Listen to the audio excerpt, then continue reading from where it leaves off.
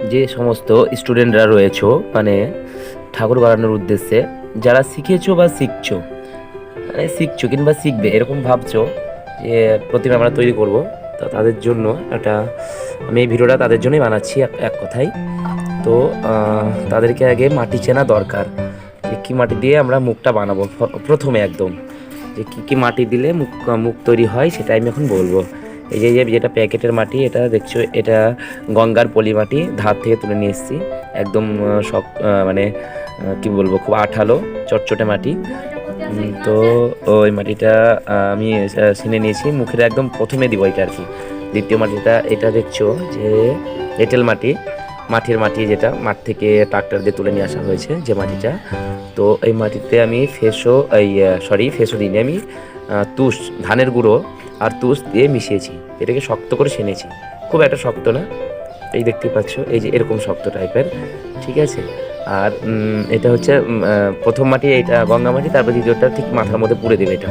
তারপরে যে মাথার বেরিটা বানাবে, যে চাকটা বানাবে বা বেরি মাথার খুলি যে মাথাটা হবে, সেটা হচ্ছে পাট মাটি, মানে ফেসো, ফেসো দিয়ে ফেসো ছোটো ছোটো কেটে এর সঙ্গে মেশানো হয়েছে, তারপরে একে বানানো হয়েছে। কিন্তু এর মধ্যে আমি ফেসো দিয়েছি, গুঁড়ো দিয়েছি এবং পাটও দিয়েছি। তো যাই হোক, মাটি সম্বন্ধে তো বোঝা গেল।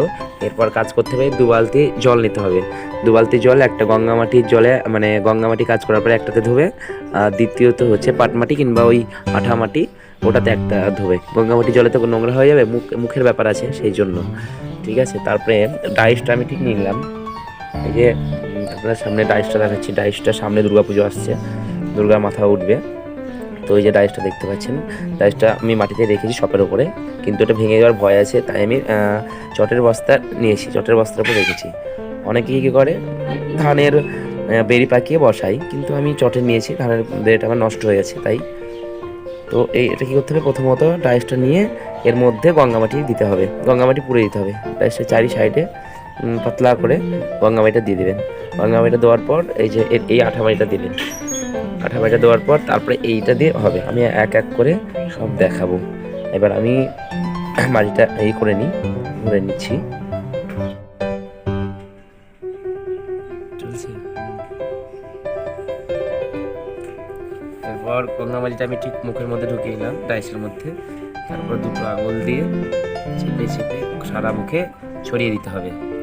2 হাত দিয়ে চেপে চেপে সারা মুখে ছড়িয়ে দিতে হবে। নাকের জায়গাটা একটু খাদাল করে দিতে হবে, পাতলা হবে একদম, খুব পাতলা না, যাতে সিরিজ মারার সময় উঠে না যায় মাটিটা, একদম ঠিক একটু মোটা,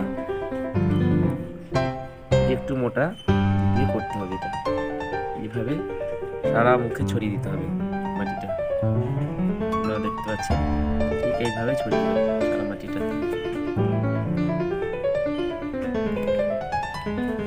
এই দেখেন আমার গঙ্গামাটিটা সম্পূর্ণ দেওয়া হয়ে গেছে। চারি সাইড, চারিয়ে ব্যার, নাকের জায়গাটা খাদ করে রেখেছি, যে নাকের জায়গাটা সামান্য খাদ করা রয়েছে। এরপর আমরা গঙ্গামাটিটা দেখতে পাচ্ছেন শুকিয়ে গেছে, তাই এই জলের ব্রাশ থেকে জল ব্রাশ করে দিতে হবে, এইভাবে দেখতে পাচ্ছিস তো, এইভাবে ভিজিয়ে দিতে হবে, দিয়ে সেই সাইডটাকে ভিজিয়ে নিতে হবে।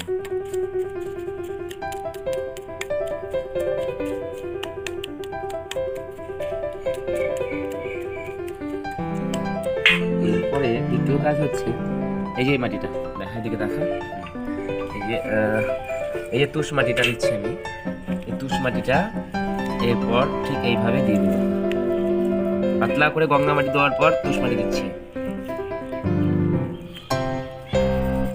মুখের মধ্যে। এবার তুষ মাটি দিচ্ছি আমি, এই নাকের জায়গাটায় দিয়ে নেবো আগে, ঠিক নাকের জায়গাটায় দিয়ে নেবো, যে এইভাবে।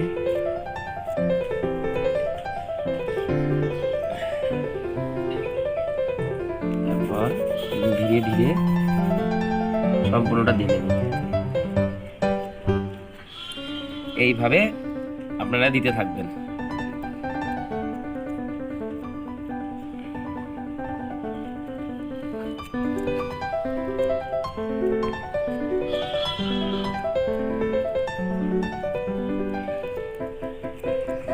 চারি সাইডে এই মাটিটা দিয়ে দেবেন। তুমি নড়ছিস কেন?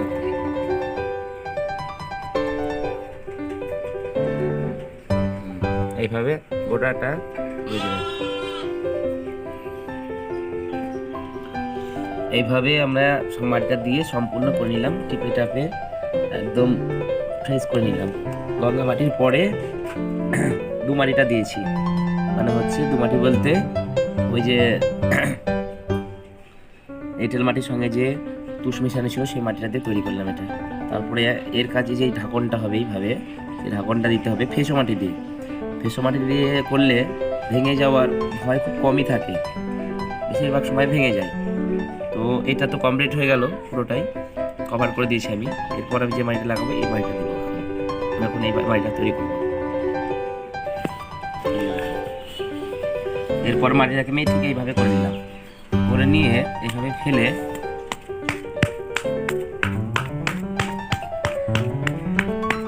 এইভাবে থাবড়ে নিলাম।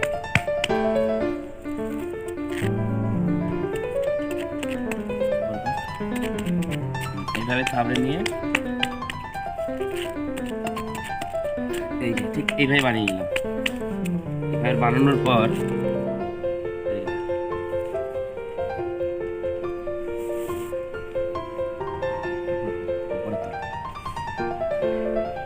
দেখতে পাচ্ছিস বলে ডাউন চলে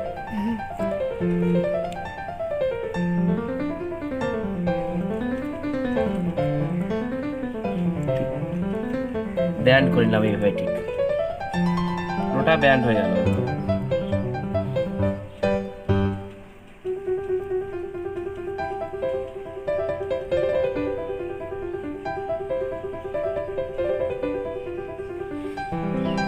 করার পর আবার কিছুটা মাটি নিয়ে কথা বলিস না, হ্যাঁ এইভাবে করে আবার ঠিক লাগিয়ে নিলাম। পরিশেষে আবার লাগিয়ে নিলাম। দুই ভাবে করলাম, অনেকে দুই ভাগে করে, আমি একভাবে করলাম। বড় মাথা তো এটা।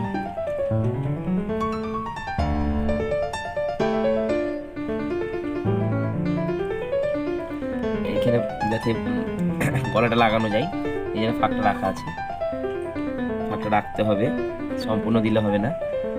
গলা লাগানো যাবে না, ছোট করে দিলে একদম। তো আমি বড় সাইজ করে রাখলাম, খুব বড় না, জাস্ট গলা লাগানোর মতো একটা আইডিয়া করে এটা করে নিতে হয়।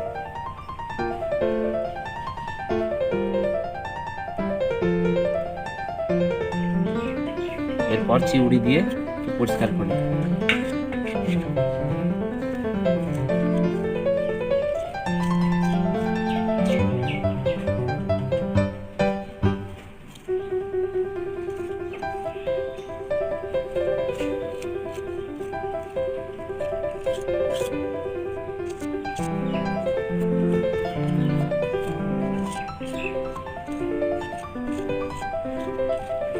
কেউ চেরি মারে, কেউ মারে না।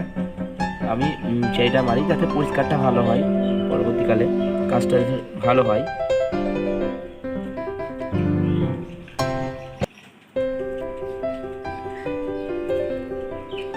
এই দুই পাশটা ভালো করে দেখে দিতে হবে, কারণ এখানে থুতনি থাকে, থুতনির কাছাকাছি প্রায় কাঞ্চল যাকে বলা হয়। তো এই জায়গাটা ভালো করে পরিষ্কার করে রাখবে আগে থেকেই।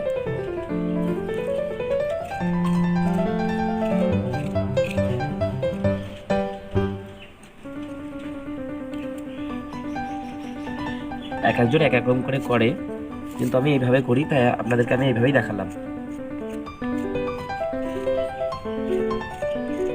অনেকে এদিকটা হাফ থাকে, এখান থেকে হাফটা এদিকে লাগাই, হাফ আবার এদিকে লাগাই, কিন্তু আমি সেটা করলাম না, আমি এইভাবে করলাম। এটা ওইভাবে করলেও হবে, যা যেটা সুবিধা সে সেভাবে করে। কেউ চুরি মারে, কেউ মারে না, আমি মারি। ভিতরটা ঠিক এইভাবে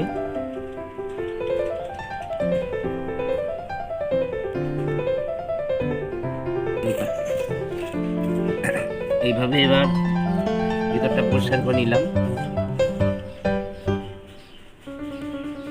দিকটা হয়ে গেল, পরিষ্কার করে নিলাম। এবার টিপে টাপে সব চারিদিক যেভাবে ছিল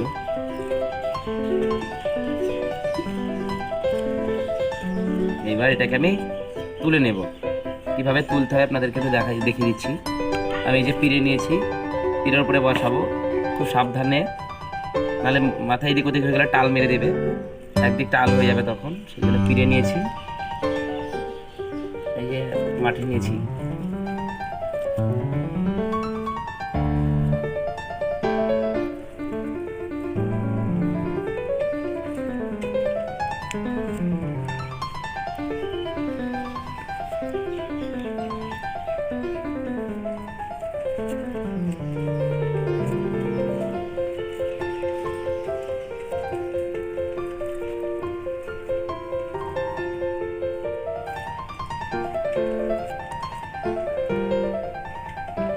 এটা নড়ে নিলাম চারিদিকটা। এরপর আমি এইভাবে বসিয়ে নিচ্ছি যেটা।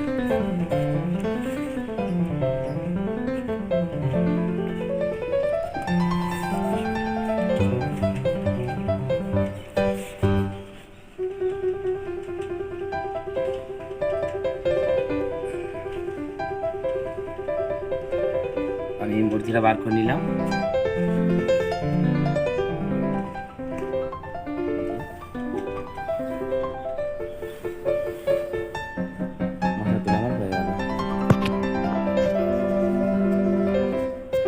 মাথা তোলা হয়ে গেল, ওদের সামনে দেখাচ্ছি।